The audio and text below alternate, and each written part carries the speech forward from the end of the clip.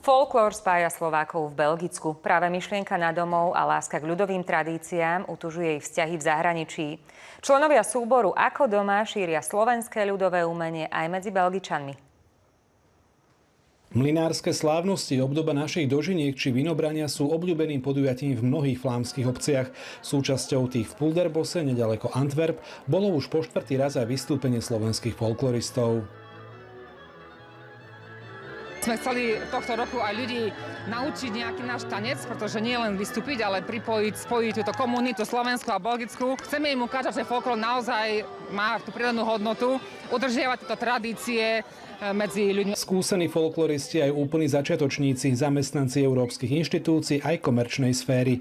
Z Bruselu, Antwerp či z Chentu. Necelá 20 členov súboru sa stretáva každý týždeň. Väčšinou sú to Slováci, ktorí tu žijú už dlhšiu dobu.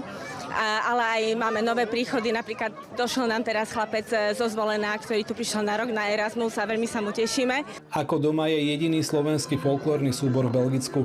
Aj vďaka podpore Úradu pre Slovákov žijúcich v zahraničí môže úspešne šíriť slovenské ľudové umenie. Vystúpenie na mlynárskych slávnostiach bolo toho dôkazom. Bolo to skutočne krásne. Páčilo sa mi, koľko pozitívnych reakcií v publiku vyvolalo vystúpenie. Naozaj som si to užila. Kedysi bol aj u nás záujem o folklór oveľa väčší. Zdá sa mi však, že opäť začína byť populárnejší. Mladí sa oň znova začínajú zaujímať.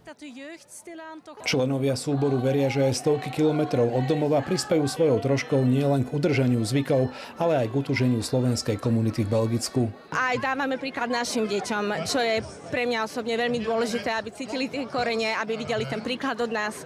Slovenské ľudové umenie a ľudové tance predstavia nadšenci z folklórneho súboru Ako doma najbližšie už v novembri rodákom v Paríži. Z Pulderbosu Martin Hýl, RTVS.